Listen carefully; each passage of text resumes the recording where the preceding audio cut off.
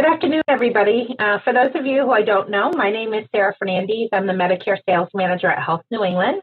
I've been with Health New England for 22 years, and I've been leading the Medicare team at Health New England for the past 11 years. So it's a great honor and privilege to be here today. I love working with our Bay State friends and family, and I look forward to this presentation. So today I'm going to go over the Medicare Made Easy. Medicare can be awfully confusing.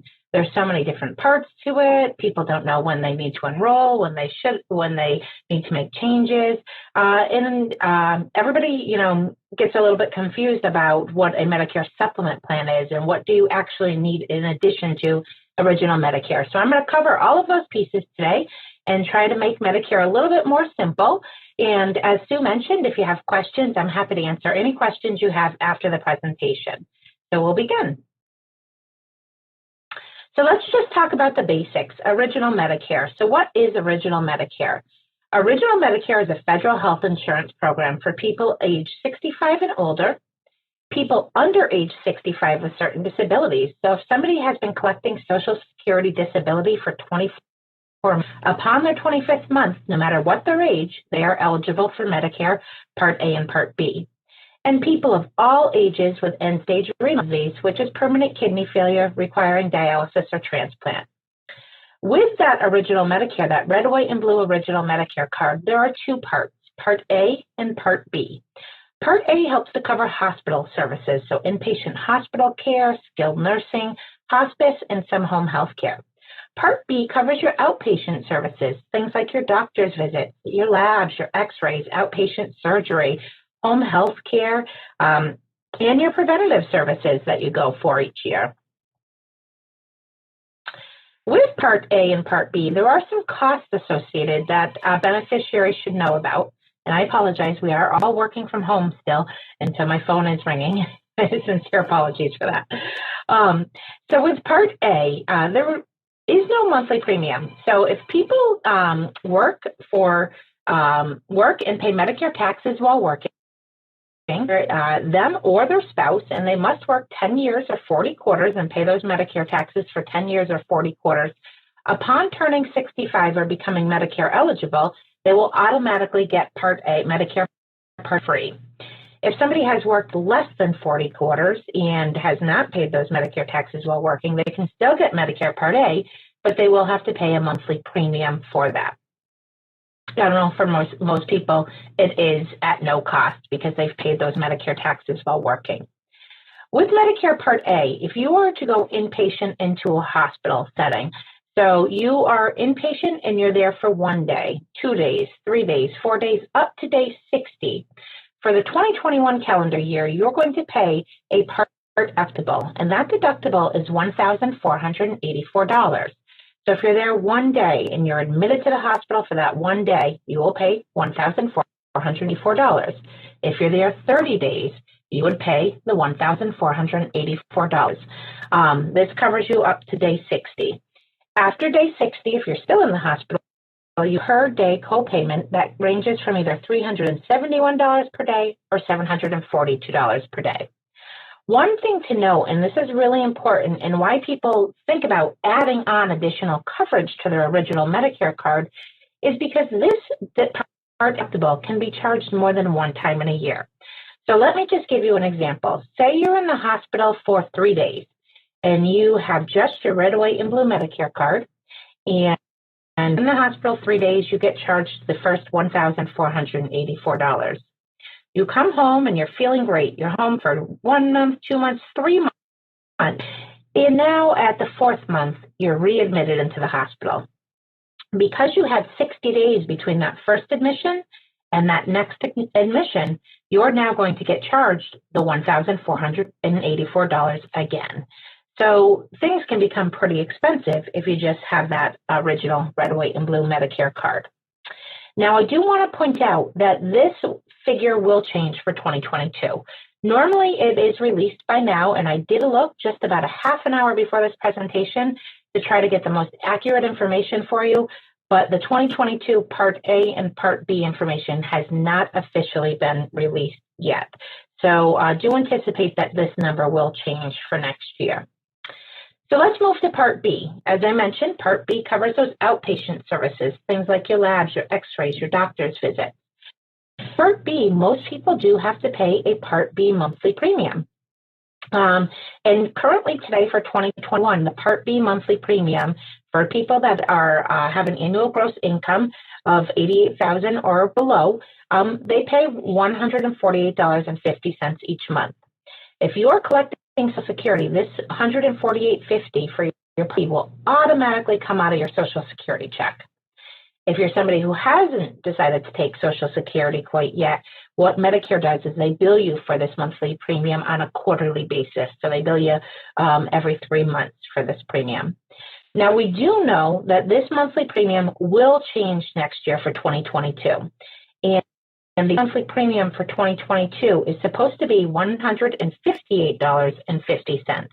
So a $10 increase per month on that Part B monthly premium. With Part B, if you just have your red, white, and blue Medicare card and you go to the doctor, you go for lab work, you have an outpatient surgery, you will be responsible for something called a Part B deductible. And that deductible for 2021 is $203. You're going to pay that first $203, and then after that, Medicare comes in and pays 80% of the service, and you are left with that 20% remaining balance. The only time you don't see that 20% remaining balance is if you're going for preventative services. Medicare has a list of preventative services that they will cover for their beneficiaries each calendar year. A great place to look for that is actually in the Medicare New Book that is sent out every year. So if you're already a Medicare beneficiary, in September, you should be sent to your home address something called a Medicare New Book. And in that Medicare New Book, anything that is considered preventative is noted in there with a little apple next to it. So those services are $0 for those preventative services. So that's how your original Medicare red, white, and blue card works and what you will be responsible for with just that red, white, and blue original Medicare card. One thing to note is that Part B monthly premium, that $148.50, it is based on somebody's gross annual income. And so what they do is they look at your federal tax return, that Social Security looks at your federal tax return that you filed, and they look 2 years back. So if you're thinking about retiring now, and maybe your income's a little bit higher now, you may pay a little bit more for your Part B monthly premium. It is important to know that this can get adjusted every 2 years. So for example, say you are retiring now and you are making above $276,000 a year, you're going to pay $386.10 per month for your Part B monthly premium. But as we know, when we retire, our income changes. So 2 years from now, Social Security will readjust that Part B monthly premium, and your monthly premium should decrease if your income has decreased at that point in time. But the standard rate that most people pay is that $148.50 for the 2021 calendar year.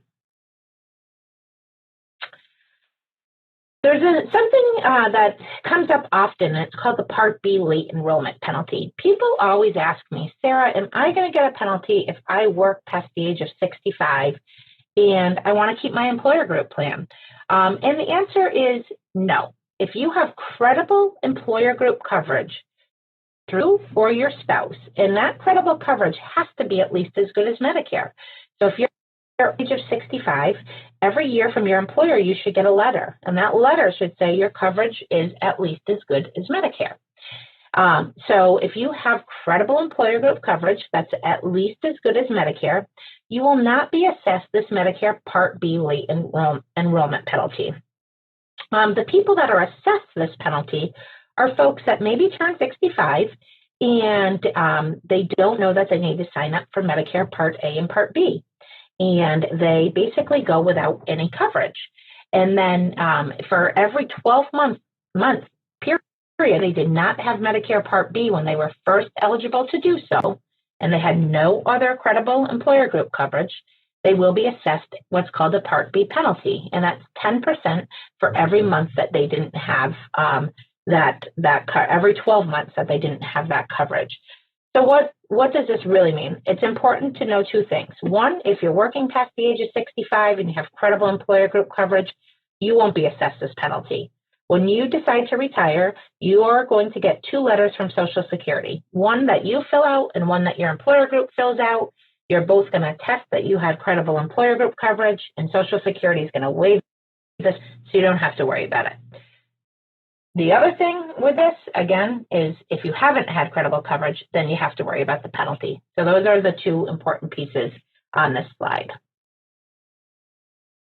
So let's talk about original Medicare and additional coverage. What more can you add on to that red, white, and blue Medicare card? So there's really three options. You can add on what's called a Part D prescription drug plan. You could add on something called a Medicare supplement or plan, or you could choose to add on a Medicare Advantage plan. Medicare Advantage plans generally include the Part D drug coverage built into them. So they cover your Part A services, your services, and your Part D under one plan. Where a Medicare supplement plan doesn't include drug coverage, so you have to go out and buy that separately. So you have to add those pieces if you're going to go down that route. So let's take a deep dive into each one of these different options. So we'll start with the prescription drug coverage. As I mentioned, Part D prescription drug coverage is offered to everybody who's Medicare eligible. So if you have your red, white, and blue Medicare card and you're eligible for Medicare, you can choose to enroll in a Part D prescription drug plan. One thing to note is that this red, white, and blue card doesn't include drug coverage. So you do have to go out and figure out how you're going to buy it. And you can buy it two different ways. You can either enroll in a standalone Part D drug plan sold by private insurance companies. Health New England does not offer one of these. Or you can enroll in a Medicare Advantage plan that includes the drug coverage. And Health New England many different Medicare Advantage plans. If you decide that, and I see this often, if you decide, you know what, I'm super healthy, I know that I need drug coverage, but I don't want to get it because I don't take any prescriptions. So what's going to happen? Medicare is going to say, okay, you can do that at the moment, but if you ever decide to enroll in a Part D drug plan in your time frame, you will be assessed what's called a late enrollment penalty. And that late enrollment penalty stays with you forever. So from the time you decide to enroll in a drug plan, if you didn't have coverage when you were first eligible to do so, Medicare assesses that penalty. And basically they say, we're going to charge you about 33 cents for every month that you didn't have drug coverage. So it's important that if you are eligible for Medicare prescription drug coverage, even if you're not taking any prescriptions, we generally try to encourage folks to purchase a plan or enroll in a Medicare Advantage plan that includes the drug coverage so you don't get assessed this late enrollment penalty later on in life. The other important thing to know about prescription drug plans is that they all have to follow something called the Federal Drug Program Guidelines. So when you're out there shopping for additional Medicare coverage, you will notice that each plan in the market is a little different. Each plan has different copays, each plan has a different formulary, each plan has a different list of providers. But one thing that all plans have to do is follow these Federal Drug Program Guidelines when we're offering Part D prescription drug coverage. And so these guidelines were different than your commercial employer group coverage. So I want to make sure that we review them briefly. We're going to move to that. And these are the updated 2022 Federal Drug Program Guidelines. They are released actually early, so we have them this time of the year. So we're going to review what's happening in this Federal Drug Program Guideline for next year. So the Federal Drug Program Guideline has four different phases to it: the deductible phase, the initial coverage, the coverage gap, and the catastrophic coverage. A lot of people come to my meetings and say, Sarah, how do I avoid this coverage gap or donut hole? I've heard all about it, and I don't want a plan that includes that. Unfortunately, we can't get rid of that. There's no way around this because this is how the Federal Drug Program Guidelines are set up. So basically what the Federal Drug Program says is that health plans offering Medicare Part D drug coverage we can charge Medicare beneficiaries up to a $480 Part D drug deductible per calendar year. And so they can, some health plans, when you're out there shopping, you may see that they have a Part D drug deductible on their brand name drugs, but not on their generics. Or you might see that they have a Part D drug deductible on all prescriptions, or you might see that they have no Part D drug deductible. Because Medicare says health plans, you can charge up to $480 per calendar year for this Part D drug deductible. So that's the first phase. The second phase is called the initial coverage. And I always tell people, think of this as a bucket of money. So when you are Medicare eligible, you enroll in a Medicare plan that includes drug coverage. They give you $4,430 to spend on your prescriptions in one calendar year next year. Every time you're going to the pharmacy and you're filling a prescription, it may be costing you just a copay, right? $4, $10, $25, $45, whatever it may be. However, it's costing behind the scenes to your insurance company another dollar figure. So let's use, for example, atorvastatin, right? That's a big popular drug. And we're going to say that atorvastatin, and I'm probably saying that wrong, so I apologize. We're going to say it costs $100 for a 30-day supply of that medication. So what's happening? You may only be paying a copay of, $4 for that medication, but the actual cost of that medication is $100. So what happens is $104. So what you're paying and what the actual cost of the medication is being deducted from your bucket of money that you have to spend on your prescriptions every year.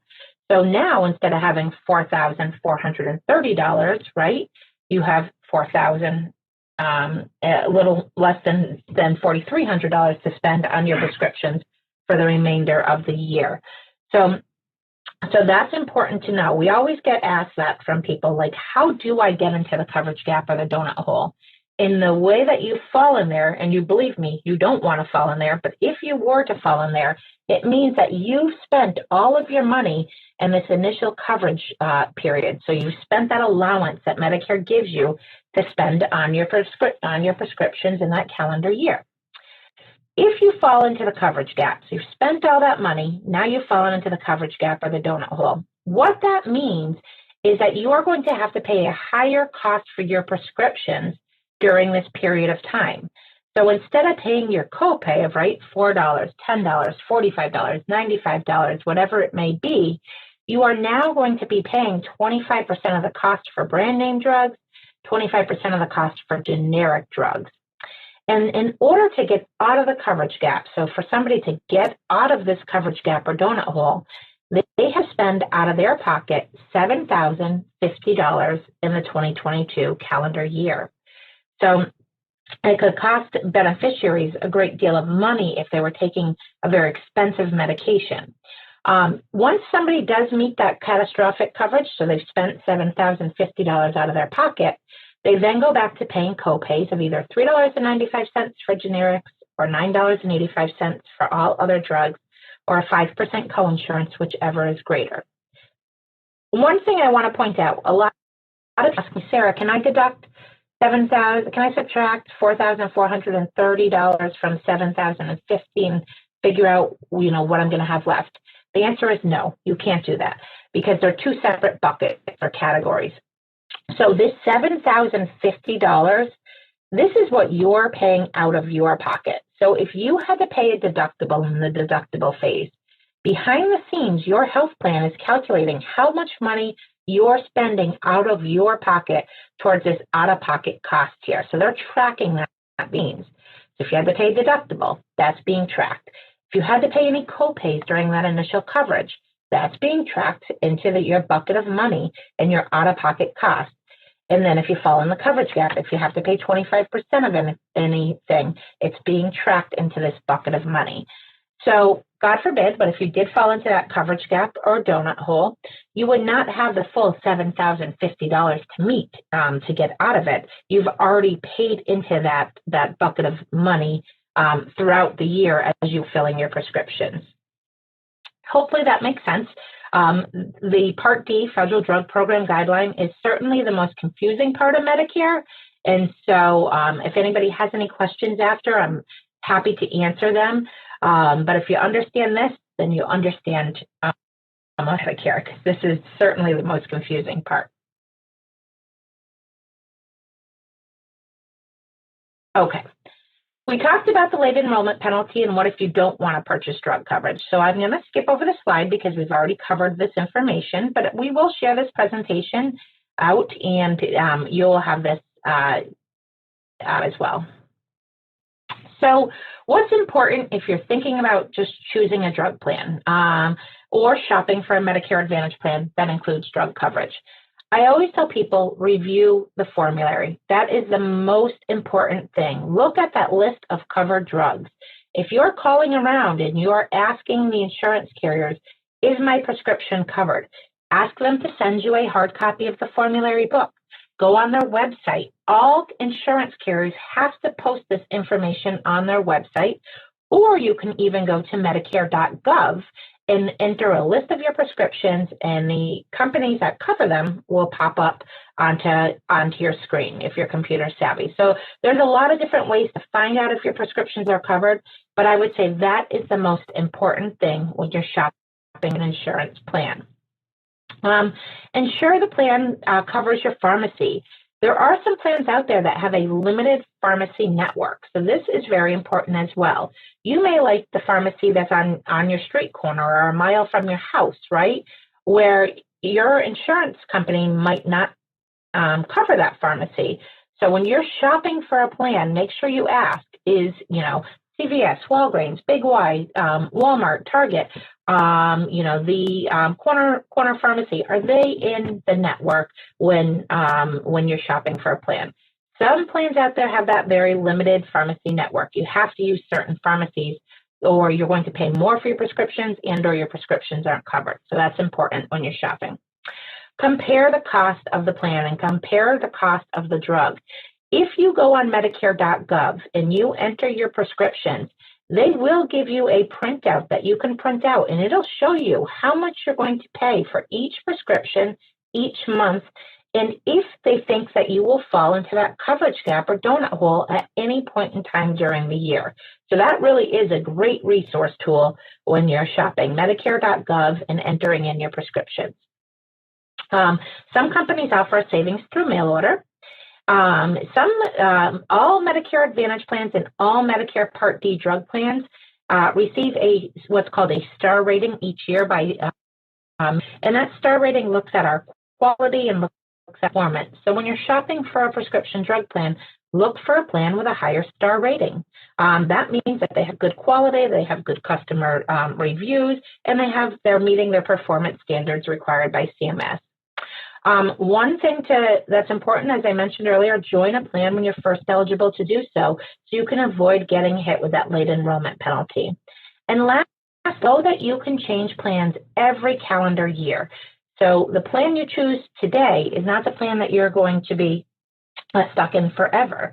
Every October 15th through December 7th, Medicare beneficiaries have an option to change their Medicare coverage in their plan for the upcoming following year. So we're in that period of time today. So if you're already a Medicare beneficiary and you're enrolled in a plan, it's important that you review your coverage before December 7th to make sure the plan still fits your needs for next year.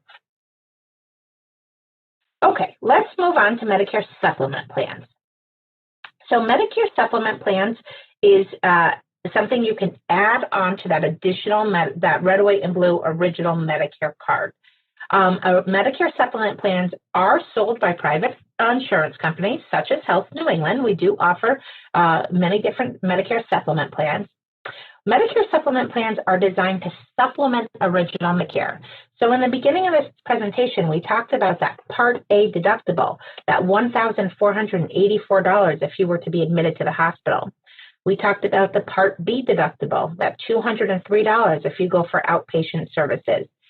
So Medicare supplement plans come in behind the scenes after original Medicare pays, and they help pick up some or all of those costs, those leftover balances, that Part A deductible, that Part B deductible, and those 20% leftover Um, in general, Medicare supplement plans have to cover everything that your red, white, and blue card would have covered for you. However, one thing to note with Medicare supplement plans is they don't generally add on the bells and whistles like a Medicare Advantage plan might do. So you generally don't see things like dental, hearing, vision, routine physical, things like that covered in a supplement plan. However, the positive for Medicare supplement plan is that you can take these plans anywhere. So you can use this plan anywhere throughout the U.S. and U.S. territories with any provider who accepts original Medicare. So they're very flexible and they allow you to travel. They allow you to see the providers that you want to see. There's no prior authorization requirements and there's no, referrals. You don't even need a primary care. You can see any provider who accepts original Medicare. And I mentioned they don't include drug coverage, so you still have to go out and purchase that separate drug plan if you were to go down this Medicare supplement route. In general, throughout the United States, there are standardized plans, A through N, that are approved by Medicare. Each state does choose how many plans that they want to offer. So, for example, the state of Connecticut offers plans A through N. However, the state of Massachusetts, or the Commonwealth of Massachusetts, does not follow the standard A through N. We actually only have 3 Medicare supplement plans in the state, the Commonwealth of Massachusetts. So our plans in the Commonwealth are the Medicare Supplement Core, the Medicare Supplement 1, and the Medicare Supplement 1A. What's important to know is that every insurance carrier in the state of Massachusetts that offers the Core, the Supplement 1, and the 1A, we all have to cover the same set of core benefits. So really, what's different between insurance carrier as you're shopping for a Medicare supplement plan? The things that are different. Some insurance carriers may offer a premium discount under your Medicare supplement plan. Some insurance carriers may add on additional benefits. So some may add on like a fitness or a wellness benefit onto your plan. And lastly, who you're talking to when you call them. What's the customer service like? That's really the only difference for Medicare supplement plans between carrier and carrier and throughout the state of Massachusetts. Otherwise, these plans are created by the Commonwealth and they are designed by them, and we are not allowed to change them. So the plans look very similar depending on who you go. I'm sorry, and the last thing I forgot to mention is the monthly premium, of course. That will vary from carrier to carrier. So in order to enroll in a supplement plan, you have to live in the Commonwealth of Massachusetts, and you must be entitled to Medicare Part A and Medicare Part B in order to enroll in a supplement plan. The other great thing about supplement plans is that you are allowed to upgrade or downgrade these plans anytime during the calendar year. There's only really one stipulation to this, is if you are enrolled in our Medicare Supplement 1 plan, there is a time frame where you're only allowed to change to the Supplement 1A. So there is a specific rule to that. But outside of that, it does give you some flexibility to make changes to these plans throughout the calendar year. So what are the differences between the 3 supplement plans in the state of Massachusetts? The Core, the Supplement 1A, and the Supplement 1. So the Core plan, it's going to cost you less for your monthly premium if you are shopping and you are looking at a Core Medicare supplement plan. However, it does not pick up all those leftover balances that we talked about. So you would still be responsible for that Part A hospital deductible of $1,484. You would be responsible for a skilled nursing facility copayment of $185.50 for days 21 through 100. And you would be responsible for that Part B deductible if you were to go for outpatient services of $203 in 2021 calendar year. What this plan picks up is this plan picks up those 20% leftover balances that original Medicare doesn't cover. So let's move over to our Supplement 1A. On the Supplement 1A plan, you're going to notice that it covers your Part A hospital deductible. So if you were to go into the hospital, you wouldn't see that bill for $1,484 with the Supplement 1A plan. If you were to go into a skilled nursing facility and you were there past day 20, you would not see that copay of $185.50. However, you are responsible for the Part B deductible, that first $203 for the 2021 calendar year on the Supplement 1A plan. Once that's met, then this plan generally picks up all the rest of those leftover balances. As long as the service is in a covered service under Original Medicare, you're not going to see a bill for that service once that Part B deductible is met. And lastly, let's move to that Supplement 1 plan. You're going to notice here that the Supplement 1 plan pretty much covers everything. If you have any friends or family that say, I'm on a plan and I don't see any copays, I don't see any bills, they're probably on a Supplement 1 plan. And so this plan does cover the Part A hospital deductible, covers the skilled nursing facility copayments, and it covers that Part B annual deductible. In addition, it covers those 20% leftover balances, as well as the Supplement 1A. That plan also covers those 20% leftover balances. One thing to know, the Supplement 1 plan. This plan is a grandfathered plan, and what that means is that insurance companies can only sell this plan to people who are eligible for Medicare prior to January 1st, 2020. So somebody either turned 65 prior to January 1st, 2020, or maybe they were on Social Security disability for 24 months and they were Medicare eligible prior to that date. If somebody turns 65 after January 1st of 2020, that Supplement 1 plan is not an option for them. They can only choose between the core and the Supplement 1. That's really important to know. So now let's move over to Medicare Advantage, the Part C of Medicare. So Medicare Advantage plans is another way to get your Medicare benefits. Medicare Advantage plans are very popular in our area. And Health New England has about 13,000 members covered under our Medicare Advantage plan. So what are they? Medicare Advantage is that Part C of Medicare. And I mention that because everybody always asks me, Sarah, what happened to C? We talked about A, B, and D, but where does C go? So C is your Medicare Advantage plan. These plans are health plans approved and run by private insurance companies. So every year we have to go to Medicare with our benefits and our products, and we have to ask for approval. And they review them and they approve the plans each calendar year. One thing to note about Medicare Advantage plans, they have to cover everything that red, white, and blue Medicare card would have covered for you. But when you're shopping and you're looking at these plans, you're going to notice that they've added on some additional benefits. Oftentimes you're going to find fitness, dental, vision, hearing, over-the-counter items, annual physicals, annual eye exams added to these plans. So we have to be at least as good as that red, white, and blue card would have covered you, but we can add on additional benefits that make them richer than that original Medicare red, white, and blue card. In our area, there's a variety of plans to choose from. Most popular in the western part of the state, as well as in Connecticut, are HMO point of service, and our PPO plans. We don't see a lot of private fee-for-service plans in our area, but it's also an option. One thing to note about Medicare Advantage plans is that they generally have a certain service area. So for example, for Health New England, the only people that can enroll in our Medicare Advantage plans are people that live in Hampshire, Franklin, and Berkshire County. In addition, generally Medicare Advantage plans have a provider network. So for example, if you're choosing an HMO Medicare Advantage plan, then you are going to be asked to stay within that provider network, that list of approved providers.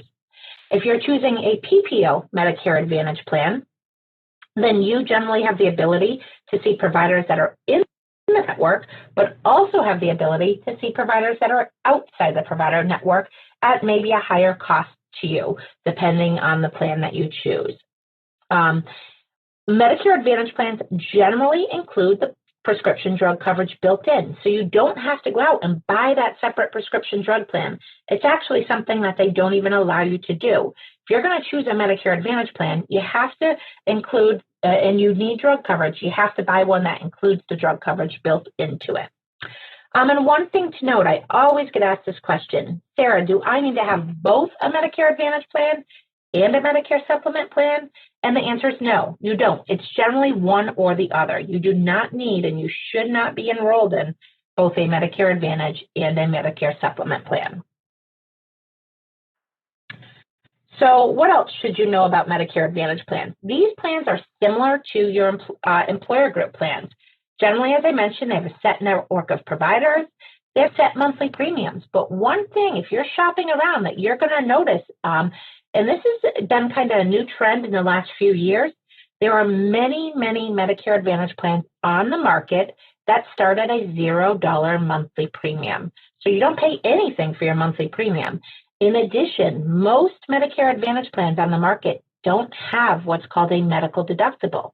So I know a lot of employer group plans these days are like high deductible health plans, and you're paying, money up front before coverage kicks in. We don't often see that on Medicare Advantage plans where there's a medical deductible. So when you're shopping, make sure you look for those things. Is there a medical deductible, and what's my monthly premium? These plans have set copays and cost sharing, so really it's a pay-as-you-go. Unlike Medicare supplement plans, where you're going to pay much higher monthly premium for those plans, but you see little bills when you receive services, Medicare Advantage plans work the opposite way. Generally, your monthly premium is much lower than a Medicare supplement plan, but you'll pay for services as you go, so you'll pay a copay. So for example, say you go to your primary care physician, and you go for a sick visit. You may pay a $5 or $10 or $20 copayment. Maybe you go for lab work. You may pay a $25 copay for that. So that's what I mean when I say you pay as you go. Yearly out-of-pocket maximums. That's important when you're shopping for Medicare insurance, because we talked about in the very beginning with that red, white, and blue card, how those bills can add up with just that red, white, and blue card, how you can have a lot of out-of-pocket expenses. With Medicare Advantage plans, all Medicare Advantage plans have to have something called an out-of-pocket maximum. This is a safety protection for our members. So we know that in one calendar year, you will not spend more than a certain amount of money out of your pocket on co-payments when you're using services. So that's important when you're shopping to review that out-of-pocket maximum. As I mentioned, many of these plans include those additional benefits: the dental, the fitness, the Weight Watchers, vision, hearing, over-the-counter. Make sure you're looking at those things when you're shopping for a plan. Most Medicare Advantage plans include emergency coverage while traveling worldwide. So if you're somebody who's concerned about maybe choosing an HMO plan because you might be traveling to Florida, or maybe you're going to visit family in Colorado, most of these plans are for care worldwide. So that's important to look for when you're shopping as well. As I mentioned, the pharmacy is built in. And lastly, you can change these plans every year. So you're never locked in, right? So if you need, for example, if you choose a Medicare Advantage plan today, it's the annual open enrollment period, and you decide that you're choosing a Medicare Advantage plan, and you next October comes around and you say, you know what? I like that choice, but I didn't choose the right plan. I'm thinking maybe I want to increase to one that has a little bit lower copays or a little bit richer benefits, or maybe I want to decrease the one that's a $0. You can make a change to your plan every year. So from October 15th to December 7th of every year, you have an opportunity to change your plan for the upcoming year. So that's important, because we get asked that all the time. If I make a decision, do I have to stay in this forever? And the answer is no. You can always change every year. As in Massachusetts, there's a variety of plans to choose from. Look for, as I mentioned, HMO point of service, PPO. Many of them start at $0 with no medical deductible. Many of them include additional benefits. And there's a lot of different insurance carriers to choose from, including Health New England. We offer both HMO point of service, and PPO plans through Health New England. Let's talk about when and how to enroll in Medicare. So signing up for Medicare. If you are already collecting Social Security, so say you decided to retire early, maybe you're retired at 62, you cannot get Medicare coverage until you turn 65. Okay, you can collect your Social Security, right? But you cannot enroll in Medicare until you at least turn 65, or if you are on Social Security disability for those 24 months if you're under the age of 60. So if you are collecting your Social Security check, Medicare is automatically going to enroll you in Medicare Part A and Part B. about 3 months before your 65th birthday, you should get a white envelope from Medicare. And in that white envelope, it's kind of like a little square-shaped envelope, and you will get your Medicare card. So your red, white, and blue Medicare card. It's really important to open that envelope. This is if you're already collecting Social Security. Now, one thing to note here is, say you're already collecting Social Security, but you're still working, and you're working for an employer group or something like that. And maybe you don't want to enroll in Medicare Part A and Part B, right? Because you still have employer group coverage. If you're collecting, they're automatically going to send you this. So you now then need to reach back out to Social Security and say, hey, I don't really want this coverage yet to start. So that's important to know. If you're not collecting Social Security, so you're turning 65, you decided to wait on collecting that Social Security, about 3 months before your 65th birthday, you can begin the process of contacting Social Security. So you can do this via the website, you can do it over the phone, and I don't think it's open yet, but generally outside of COVID time, you can do it in person. And there's a few local offices in our area to do so. So 3 months before your 65th birthday, the month of your 65th birthday, and 3 months after your 65th birthday, you are able to enroll in Medicare Part A and Part B. Okay? If you are under the age of 65, as I mentioned, and you're collecting Social Security disability for 24 months, upon your 25th month, you will automatically be enrolled in Medicare Part A and Part B. This is how you sign up, and again, we'll be sharing this presentation. So you can have these links and phone number and when you should sign up for this. We covered this initial coverage election period. We just talked about this 7-month window. So I'm going to skip over this slide, but it's important to know, again, you're turning 65, you have this 7-month period of time to make that choice. If you miss that initial window of coverage, so say you turn 65, you are not working, you don't have credible employer group coverage, and you never signed up for Medicare Part A and Part B. Medicare has something every year called the General Enrollment Period, and that runs from January 1st through March 31st. So you could enroll in your Medicare coverage during this general election period, but it will not begin until July 1st. So that's important to know if you're somebody who may have missed that initial 7-month window. You do have an opportunity afterwards to enroll, but your coverage won't begin until July 1st. We talked about the annual enrollment period, but I just want to briefly just talk about this because we're in this today. So if you are somebody who has Medicare coverage today, you have that red, white, and blue card, maybe you have a Medicare Advantage or Medicare Supplement plan. October 15th through December 7th is the most important time of the year. This is your time to review your coverage. If you're somebody who's on a Medicare Advantage plan currently today, you should have received what's called an annual notice of change. And that booklet comes from your insurance carrier, and you should have received that by the end of September. If you didn't, call your insurance carrier and ask for one to be mailed to you. During the annual enrollment period, you can add or drop prescription drug coverage. You can move from one plan to another. You could change from Medicare Advantage to Medicare Supplement or vice versa, from Medicare Supplement to Medicare Advantage. You could go back to just having original Medicare. You can buy up, you can buy down. You could move from an HMO plan to a PPO plan. You can make a variety of changes during this period of time, but any change you make will become effective on January 1st. It's really, really important that you review your plan during this period of time. If anybody has any questions about the plan they're on, or what they should and shouldn't be doing, feel free to reach out to me. I've listed my phone number and my email at the end of this presentation. So I just want to talk about working past 65. I know we mentioned this a few times. If you are working past the age of 65, you have credible employer group coverage through your employer, you can delay enrolling in Medicare Part A and Part B if you work for a large employer group, so over 20 employees, okay? What will happen when you do decide to retire from your employer? Social Security, as I mentioned earlier, is going to send you 2 pieces of paper. One is an attestation paper that your employer fills out. The other is a paper that you fill out. So you both fill these papers out and you return them to Social Security together. That's important because we don't want them to get lost. So you return them to Social Security together. At that point in time, they will grant you what's called a special enrollment period to enroll in a plan. I tell people to do this 60 days prior to the loss of your employer group coverage.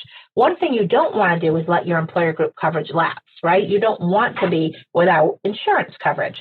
So it's always good to start this process 60 days before you decide to retire.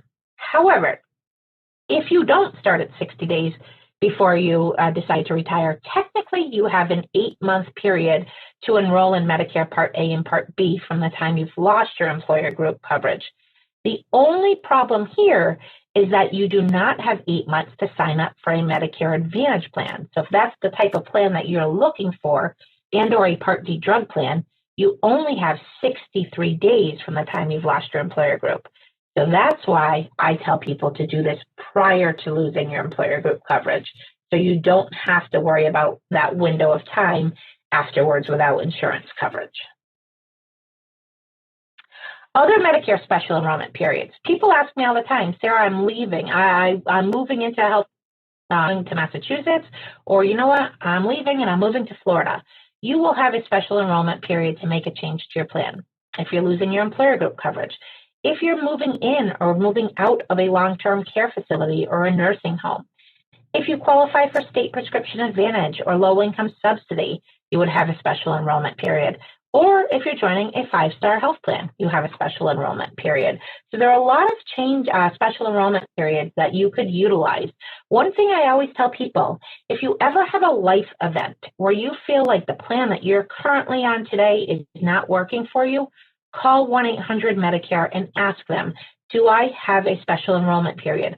Call your health plan and ask them, do I have a special enrollment period? I know at Health New England, when we get calls like that, I will do everything I can to help my beneficiary find that special enrollment period enrolled in the right plan that they need. So it's important that you make those calls if you ever feel like you have a life event and you need to use that special enrollment period. So many options. How do you choose? I always tell people there's really 6 easy steps. Look at your lifestyle. Your lifestyle versus maybe your spouse's lifestyle might be different, right? You may go to the doctor 1 or 2 times a year, or your spouse may go 10 times a year or go 10 times a month. Look at your lifestyle. Look at what you can afford, right? Can you afford a Medicare supplement plan where you're not going to see those copays? Or is it more beneficial to save that money up front and maybe buy a $0 monthly plan and pay copays as you go? Look at what fits your personal needs. Everybody's different. One thing to note, when you go on Medicare coverage, these are individual plans.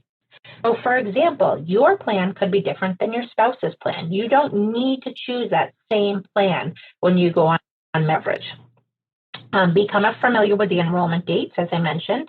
Talk to a professional. At Health New England, I have a team of 6 people, myself and 5 people.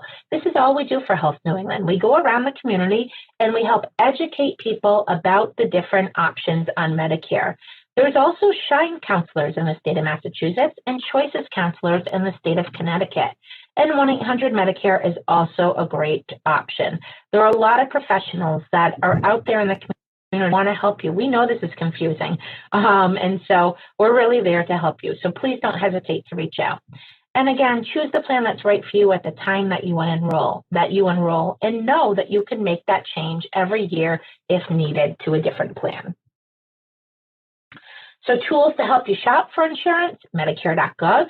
If you're a Medicare beneficiary already, you should have received your Medicare New book. That comes around mid-September of every year. It looks like the book on this screen. And if you didn't receive that, you could always call 1-800-Medicare and ask that they mail you out a new one. But the PDF version is available on the website as well. It's one of my favorite resources, and so it's truly a wonderful resource when shopping for insurance. Other important resources, the Social Security Administration. That's how you sign up for Medicare. If you are a Medicare beneficiary and you are having trouble with your paying for your prescriptions, You may qualify for something called extra help. You want to reach out to Social Security and try to apply there.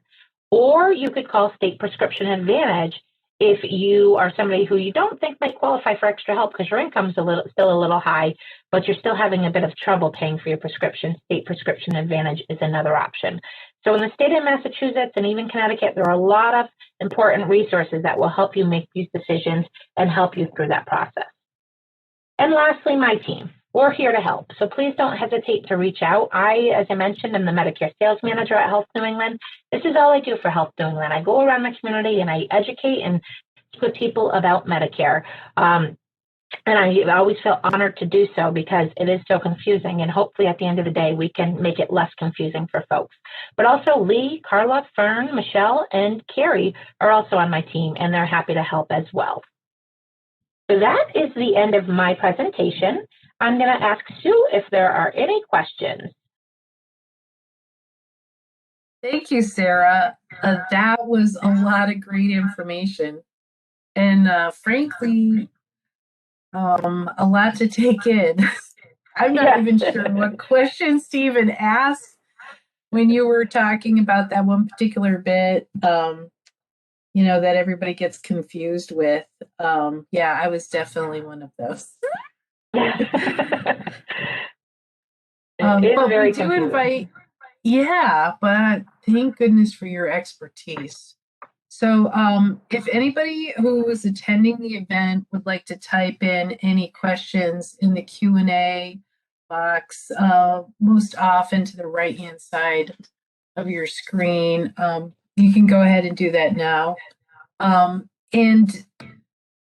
And as Sarah said, if you'd like to talk individually, Sarah's phone number is there. I don't think we have it in the email we as part of this event, Sarah, but I'll give you everyone's contact information so you can send it to them if they're interested. Oh, Great, I believe there is a question here. Sandy has a question. She said, what if your spouse has retiree health insurance coverage through his employer? That is a great question. So I always tell folks to make sure they evaluate that very carefully. And what I mean by that is generally, if your employer group is offering you retiree health insurance and you leave that retiree health insurance, they don't generally allow you to come back onto it. So I generally encourage folks to look at those plans really carefully. 9 times out of 10, they're actually better than plans that you could purchase on the individual market. And the reason why I say that is many of those health insurance plans through retiree health insurance plans through employers, they are allowed to modify that federal drug program guideline.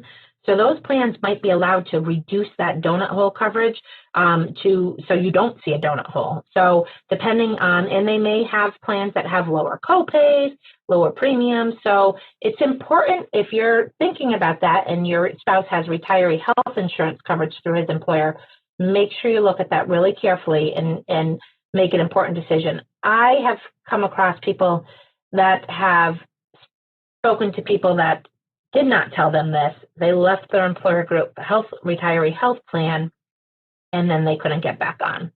So I never want to see that happen to somebody. Oh, wow. Great information. Thank you, Sarah.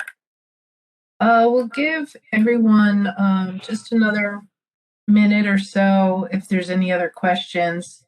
But your phone number I see is 413-233-3222.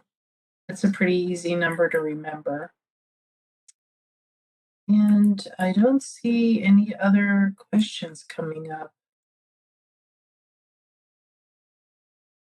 No. Well, I thank you, Sarah, for this great presentation. We're going to be sharing it on our baystatehealth.org website for others to review, and we'll send you everyone's email address so that they can get a copy of the presentation. And I want to thank you for your time and for those that joined us today. Thank you for having me, Sue. I appreciate that. And thanks to everybody who has joined us. Please feel free to reach out. I'm always happy to help. Thanks.